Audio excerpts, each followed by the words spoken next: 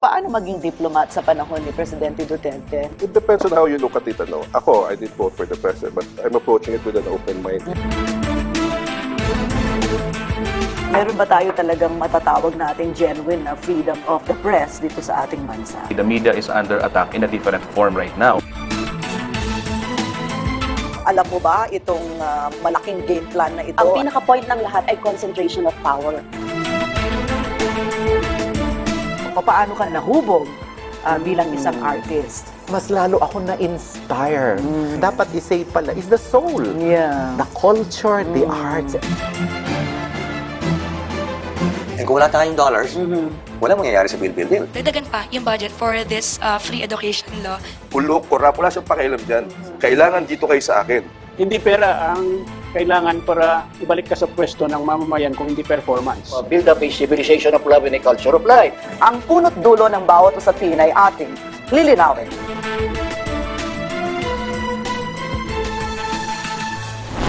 Sa darating na Mayo 13 ng taong ito, sasabak na naman sa isang mainit na labanan ang mga kandidato para sa halalan. Pero ang pinakamatinding tunggalian, hindi ang tapatan ng mga politiko, kundi ang krusada ni Maria at Juan para sa isang makabuluhan at matapat na botohan. Samahan niyo kaming busisiin ang katangian ng mga botante sa Central Luzon at kung ano-ano nga ba ang mga nakataya sa papalapit na halalan.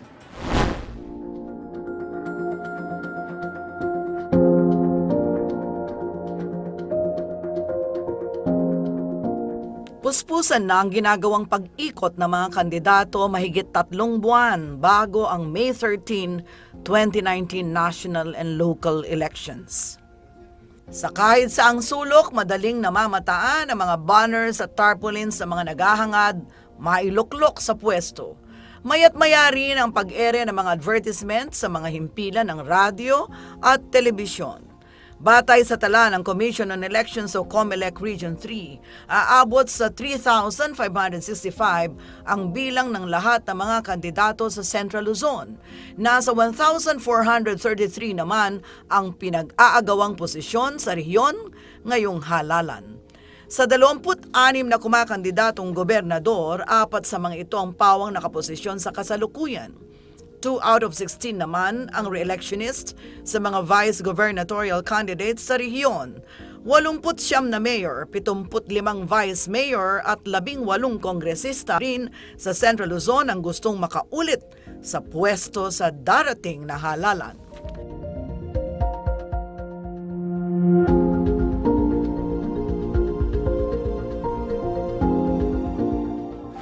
Sa lalawigan ng Aurora, 2 maglalaban sa pagka-gobernador at 2 sa pagka-vice-gobernador.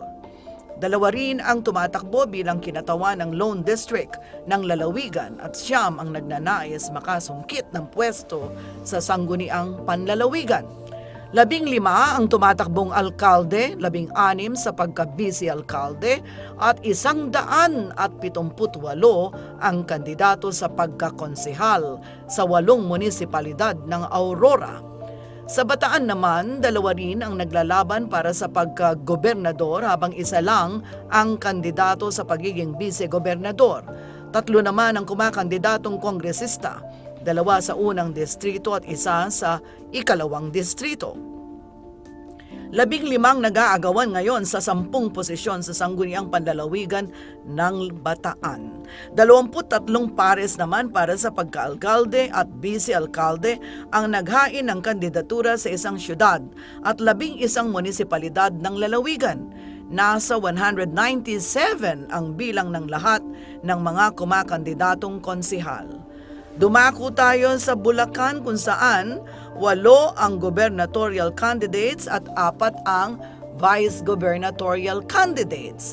11 naman ang kabuang bilang ng mga kandidato sa kongresista sa 4 na distrito ng probinsya at sa Lone District ng San Jose del Monte City. 21 ang naghain ng kandidatura para bukal, subalit 10 lamang ang iluluklok sa kanila ng mga Bulakenyo. 62 ang tumatakbong alkalde habang 60 ang naglalaban-laban para sa pagka-busy alkalde sa 24 na pinaghalong munisipalidad at syudad sa lalawigan ng Bulacan. Sa Nueva Ecija naman, 7 ang magtutuos para maging gobernador at 4 naman para maging vice-gobernador.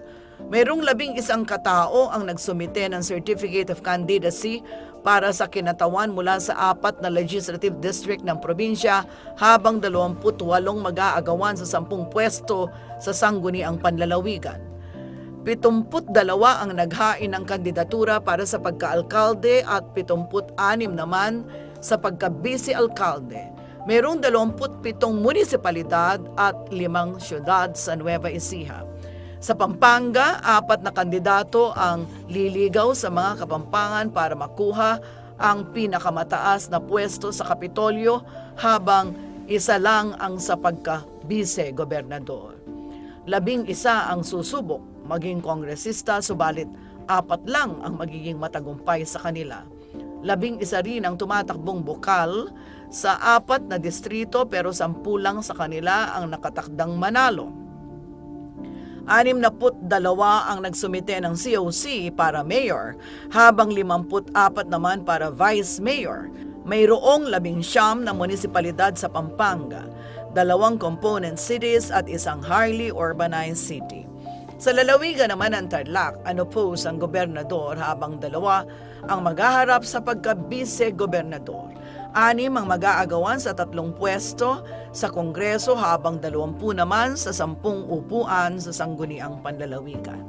51 ang kumakandidatong alkalde at 44 na vice-alkalde, subalit 18 pares lang ang pipiliin ng mga Tarlakenyo. At sa probinsya ng Zambales, 2 naglalaban sa pagka-gobernador at 2 rin sa pagka-vice-gobernador. 5 kandidato naman ang susubok umupo sa Kongreso, pero 2 lang sa kanilang mananalo. Sa pagka-board member, merong 18 kandidato para sa 10 pwesto. 38 kandidato para mayor at 39 para vice mayor naman ang pagpipilian para iluklok sa 3 munisipalidad at 1 highly urbanized city ng lalawigan. Sa dinami-dami ng mga pagpipilian, paano nga ba susuriin ng halos 7.8 million voters sa Central Luzon ang mga kandidato? Magiging critical kaya sila sa plataporma ng mga politiko, o mananaig pa rin ang mga sikat at impluensyal o mapera sa kanilang mga lalawigan?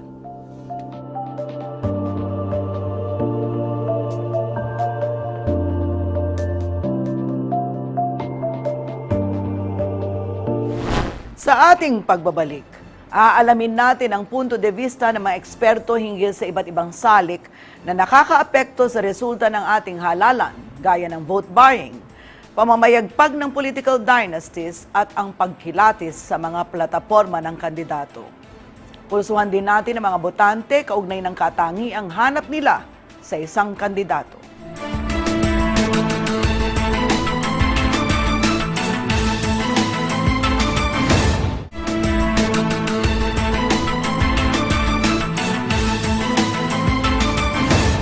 Tatlong ekspertong ating nakapanayam upang ipaliwanag sa atin ang sanhi ng ilang mga kaugalian sa panahon ng halalan.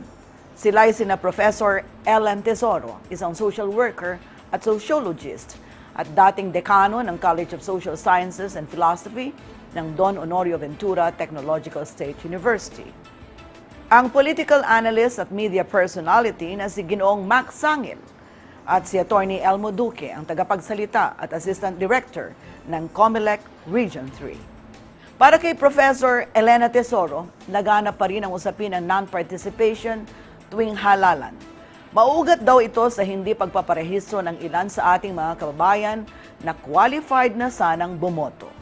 Dito sa Central Luzon, rampant pa rin yung issue ng vote buying, issue ng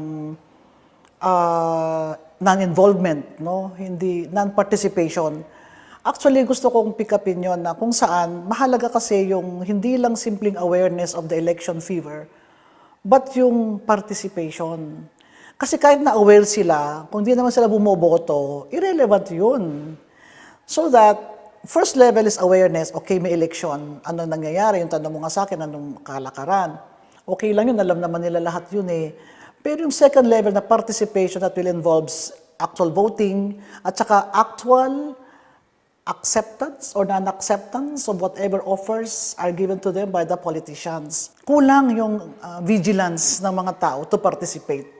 And then if ever they participate, nakahilera dyan sa barangay, pag may dumarating na nagbibigay ng, ng donasyon, meron na silang, actually, wala pa namang election campaign, meron na sila, nagbibigay na sila ng stubs distributed to different municipalities and barangays. Totoo ako, nagkumakatok dyan sa gate ko, na why don't you go there and make pila? Sabi ko, para ano? Sabi daw, gusto lang magbimisita naman. They go now to birthdays, yung mga politiko, para for them to be visible. Now, anong ibig sabihin nun? Unang-una, itong mga politiko mismo ay hindi sumusunod sa patakaran. So where will be the role models ng ating kabataan o botante para kumilos ng tama? In the first place, di sila gumagawa ng tama. So ano yung magiging chain reaction nun? Lahat ng bagay may hindi tama. Mabilis ang tugon sa kumakalam na sikmura naman daw ang dahilan kung bakit ganun na lamang katalamak ang pagbebenta ng boto, direkta man o hindi. Ang ganitong gawirin ang isa sa kanyang mga itinurong salik, kaya naman namamayagpag daw ang mga political dynasties. Generational yan eh. May generation of voters, mga edad na talagang sa platform. No? Meron namang generation of voters o group of voters na ito, kailangan ko yung pagkain eh. Kailangan ko yung material support. Tapos pag sinabi mo na, teka muna, kasi di ba yung nang halaga ng boto mo, yan ba wala mo na akong pakialam dun eh, mga ganong tipo. Alam naman natin kasi kung yung sikmura mo kasi kumakalam na, kahit na, iba na-overcome yun, na-overcome yung prinsipyo. At marami yun, maraming kumakalam ang sikmura ngayon. Kaya hindi natin sinisisi sila na siyempre, kunin nila yung mga ganyang pagbibigay ng mga politiko. Again, kinakapitalize kasi ng mga politiko yung pagkalam ng sikmura natin eh. Di ba kung wala naman nagbibigay, walang, parang beggars lang yan eh. Kung wala tayong binibigay sa beggar, hindi na magbe-beg. Right? So that, mutual needs for each other. Kailangan ng politiko yung boto, kaya lahat ng paraan para ma-bribe, para makuha yung atensyon na numbers of political votes. Siyempre, iba pa yung ma-convert mo yung mga donasyon mo sa boto. Di ba? And then, on the other hand, yung siyempre ito, kailangan ko eh. Kailangan ko eh. And we have to break that. Pero ako, malaking pag-asa, malaki yung pananalig ko sa Pilipino na sooner or later they would realize na tayong lahat ay equal sa boto. Yun lang namang nakikita ko equality natin eh. Mayaman, mahirap, matanda, bata, disabled, etc. etc. Ang equal natin ng isang boto, isang mahalagang boto. Kaya nga binibili ng mga mayaman yung boto natin eh. Sa kabila ng mga problemang ito, mayroon din namang magandang aspetong halalan ayon kay Tesoro. May bagong henerasyon na raw kasi ng mga botante ngayon na kumikilatis sa plataforma sa paghahangad ng tunay na pagbabago. Positive behaviors during election, like Juan, maagang pumunta sa presinto. Tinitingnan kung nakalista ka o hindi. At pag hindi ka nakalista, talagang pinipilit mo na, teka muna, nasan ang pangalan ko? And then they have list of people they would vote. And then they have some reasons. So, sino naman yun, talagang ini-evaluate. That's positive. Kung sino naman ang iboboto nila, that's positive for me. Kasi they're evaluating kung sino talaga yung tao na iboboto nila. Tiwala naman si Attorney Elmo Duque na mataas ng level of maturity ng mga botante pagdating sa paggamit ng Automated Election System o AES. Nga lamang hindi raw tumatagos ang maturity na ito sa ibang antas gaya na lamang ng pagtanggi sa mga namimili ng boto. Ang proseso ng halalan natin gamit ng automated system natin ay may integridad. Kapanipaniwala ang resulta, mabilis ang resulta at yan ay nakita na natin noong nakaraan na tatlong yugto ng ating halalan. Okay? National and local elections. So, ito na yung pang-apat. So, sa mga nakaraan na mga halalan na ito, nakita natin na may mga glitches. So, may mga tinatawag natin na mga delay, but the delay did not affect the accuracy. Ang issue kasi dito is a matter of accuracy. Ang perspektibo ng taong bayan sa gawain ng halalan na ginagamit natin ng AES, Automated Election System natin, na sasanay na nilang tanggapin na kaaya-aya, accurate ang resulta ng halalan natin, katanggap-tanggap sa masa, at ito, napakaganda sa peace and order natin dahil walang masyadong gulo, mabilis ang resulta, hindi nagpo-foment ang tension, hindi tumataas ang iringan ng mga natalong kandidato.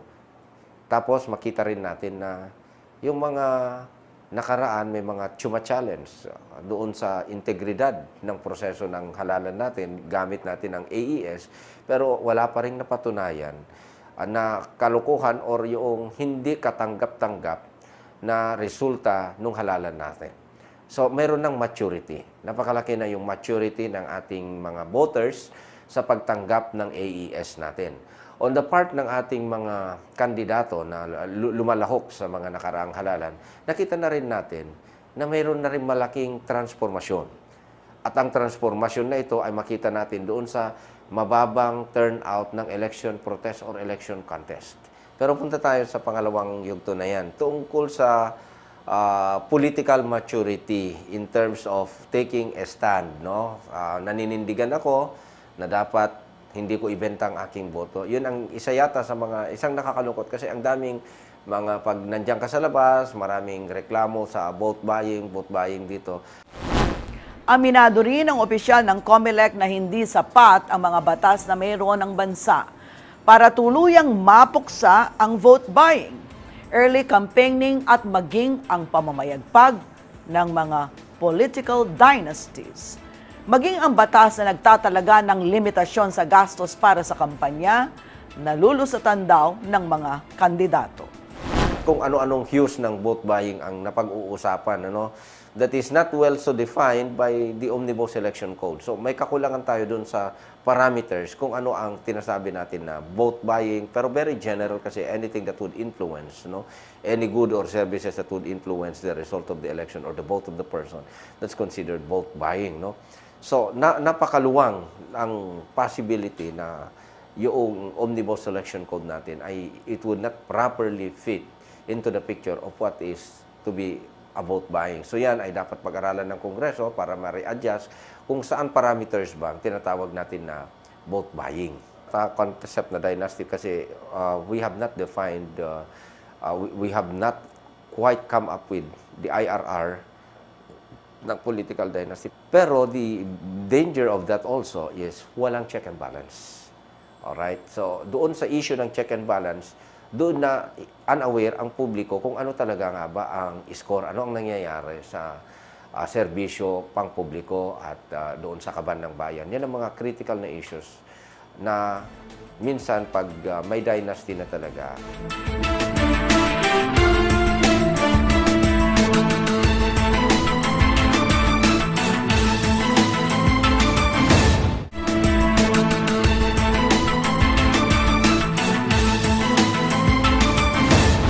Para sa political analyst na si Max Sangil, isang dahilan ng malaking gasto sa kampanya kung bakit wala nang ibang gustong sumabak sa politika maliban na lamang sa miyembro ng mga dinastiya.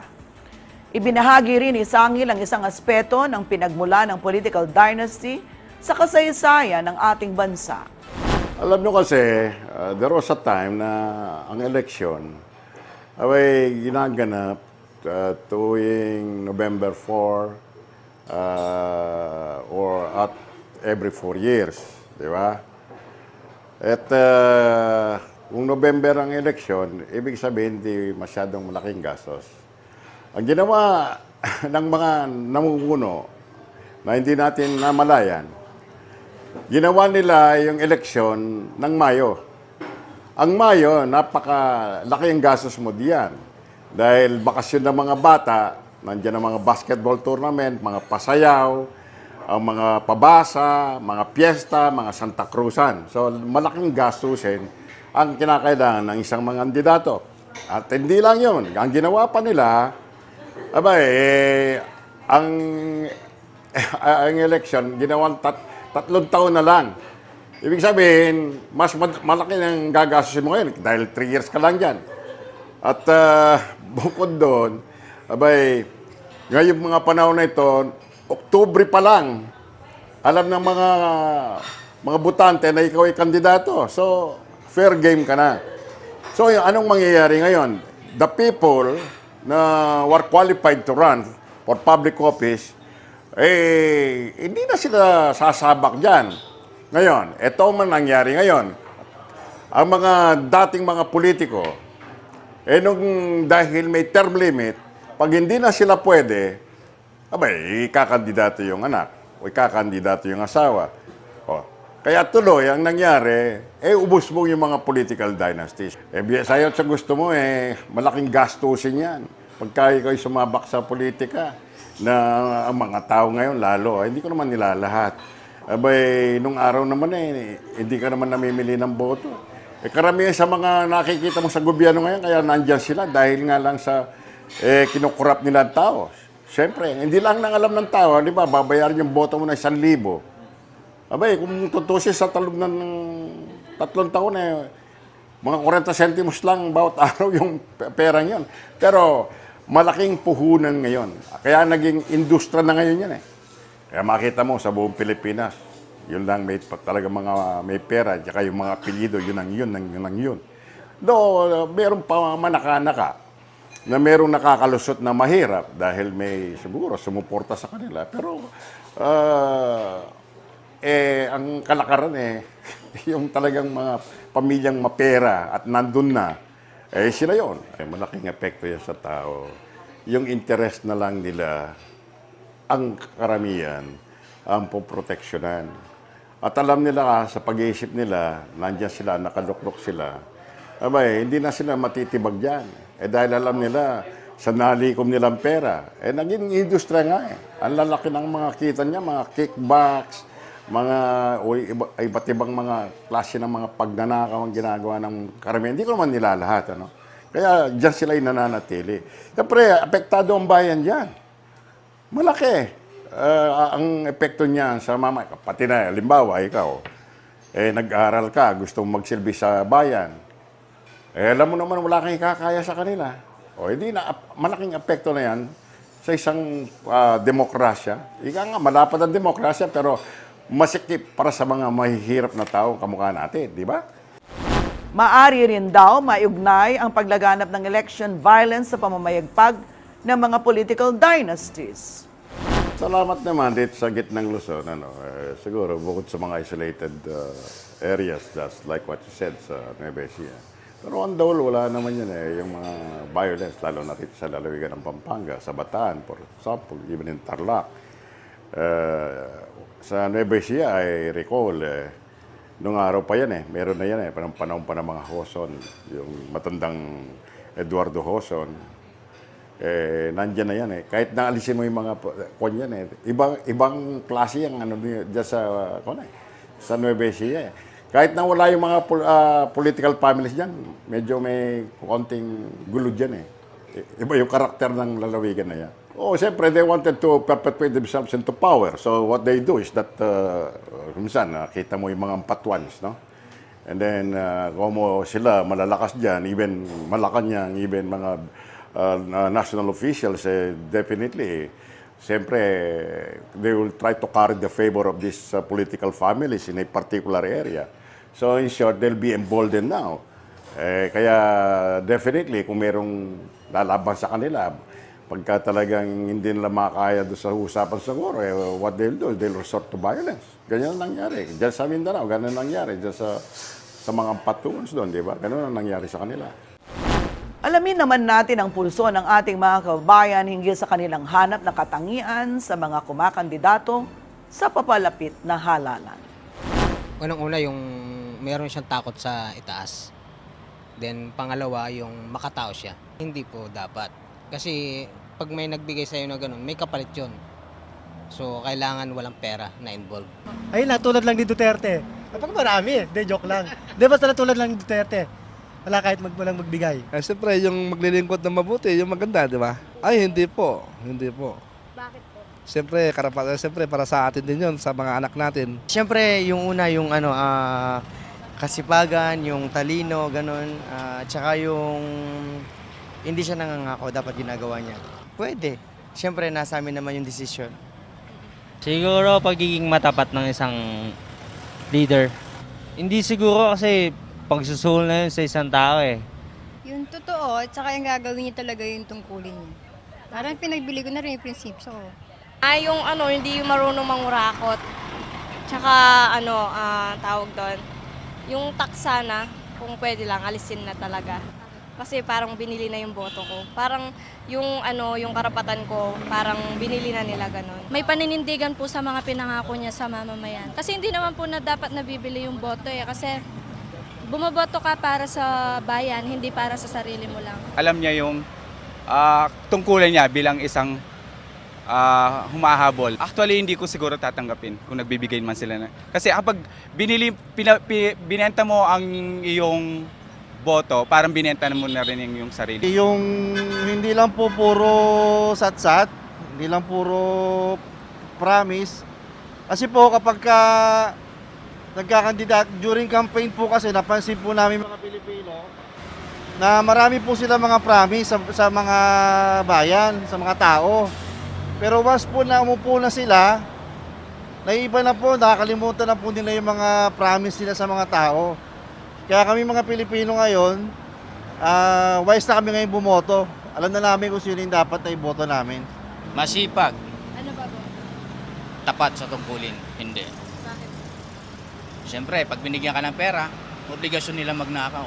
Gusto ko mapaayos nila yung dating pangit na nangyayari sa atin dito sa San Fernando. Hindi, nasa akin naman yung kung sinong iboboto ko eh. Saka parang binenta ko na rin yung ko noon. Kung sinong mas bet ko, siya yung boboto ko. Hindi ako tatanggap ng bayad. Siyempre, may God-fearing. Tapos, mas inuuna yung sinasakupan niya. At the same time, siyempre, patas. Pera, kasi dalawang klase yun, di ba? May pera na bumibili ng boto, di ba? May pera na kusang binibigay talaga yon, right? Siyempre, alam naman natin kung sino yung mga bumibili ng boto.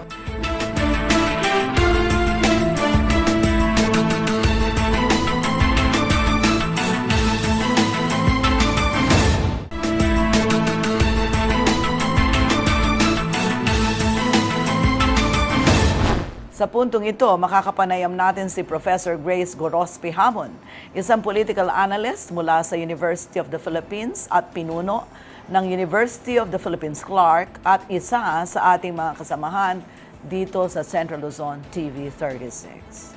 Prof. Grace, how do voters behave in Central Luzon? Critical ba sila pagdating sa mga plataforma o mas personality-based sila? There's an aspiration sa demokrasya natin na sana issue-based, Pero when you look at the regular voter in the Philippines, part pa rin ng political culture of the Filipino na the personality really makes a difference. So this is one of the reasons why you have political dynasties, why you have movie stars getting elected and important celebrities getting elected. Paano ba nakakasama ang pagboto na hindi nababatay sa plataforma na meron ng kandidato kundi sa personalidad? Kasi ang Pilipino bilang in relation to the culture ng Pilipino, hindi mo talaga pwedeng hihiwalay, ang personality. Kasi importante is how the politician comes across. So you're asking, mahirap ba yon? Tama ba yon? Maganda naman in relation to issues. Titingnan din kung ano ang track record kunyari, nung politician na yon. Kung ano ang tayo niya sa mga issues. Importanteng malaman yon. Pero magkasama pong panay yun sa kulturang Pilipino. At ganyan pa rin hanggang ngayon. What are the factors that allow political dynasty to flourish in such a society like the Philippines, Professor Grace? Okay, part is the personalistic culture. But aside from that is maybe track record for some of the political dynasties na maganda naman kasi ang naging kanilang mga polisiya at gumanda yung kalakaran. For example, the reason why in Makati you have the what's the name of our Makati mayor in the past? Binay, no? They get elected year in, year out. It's because whether you like it or not, if it is a political dynasty that performed, that made a difference, ang Pilipino, importante sa kanya yun eh. Pero hindi ibig sabihin tama yun. Because in a democracy, it is important that you have what you call yung circulation ng elite. Political elite meaning yung mga decision makers. Dapat nagpapalit yan, kaya may limitasyon eh, ang terms of office. Ang term of office, for example, for local government is about, I think, 3 terms of 3 years. No? At you cannot go beyond that. Kasi ang feeling, kayo na lang bang pamilya ang pwede? Hindi, meron pong ibang pamilya that you have to give a chance to. At yan na hindi tayo kumukulang kung ipineprepara lang natin ang mga kabataan na susunod na pwedeng maging leader ng ating mga pamahalaan, whether lokal or national. Prof, mayroong mga nagsasabi na dahil sa kamahalan ng pagkandidato o pangangampanya dito sa Pilipinas, iilan lang daw yung pwedeng tumakbo sa eleksyon dahil sobrang laki ng gastos. Kasama na yung legal at illegal na pangangampanya. Oo, yun. Napaka-importante nun. Ano? Kaya nananatili ay dahil ang eleksyon sa Pilipinas ay mahal.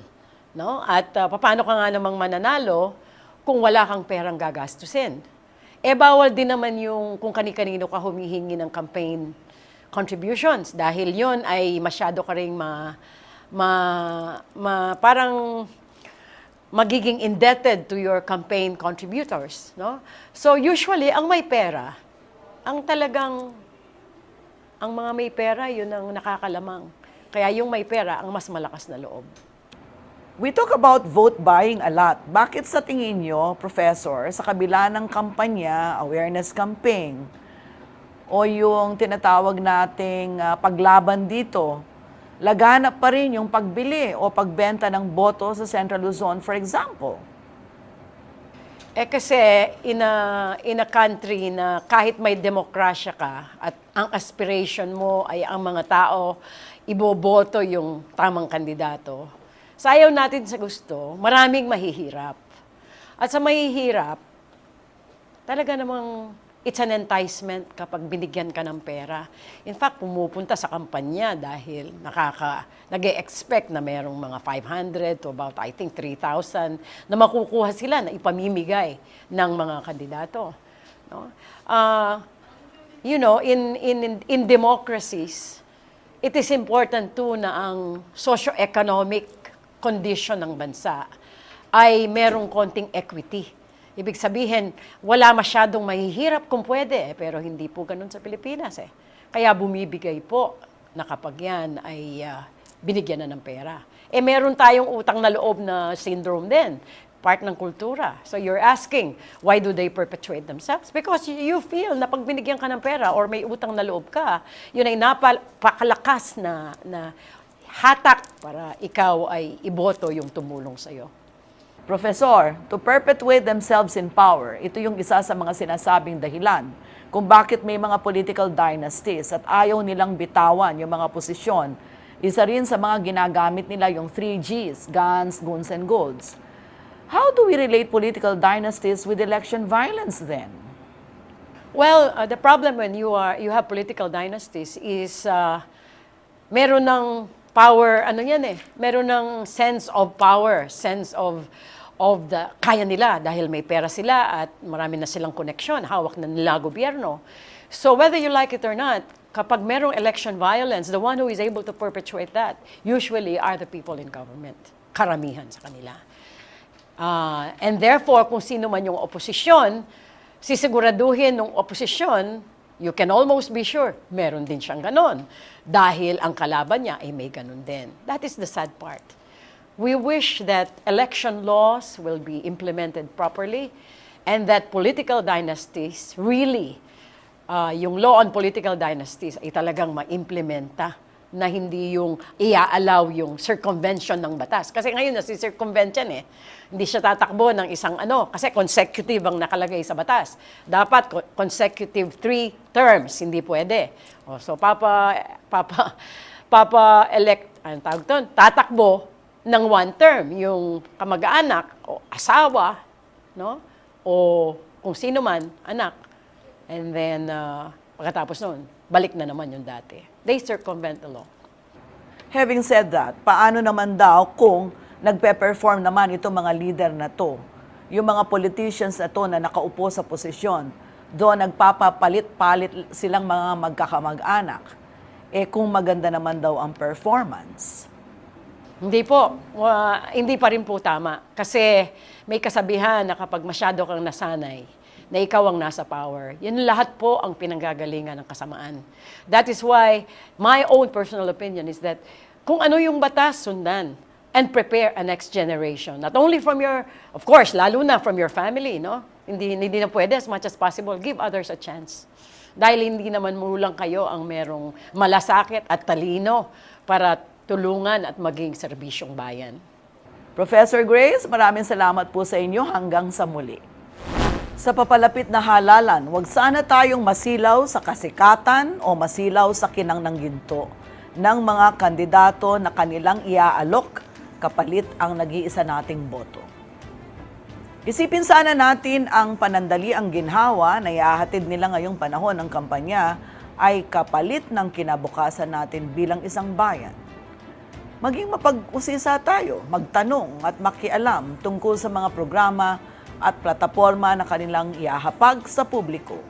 Huwag rin nating kakalimutan na hindi sa pagboto nagtatapos ang laban para sa tunay na pagbabago. Pagkos, simula pa lamang ito. Sa ngalan po ng buong puwersa ng CLTV 36 Current Affairs, ako si Sonia P. Soto at Iton Soto Speak, kung saan ang punot dulo ng bawat usapin ay ating lilinaw. Maraming salamat.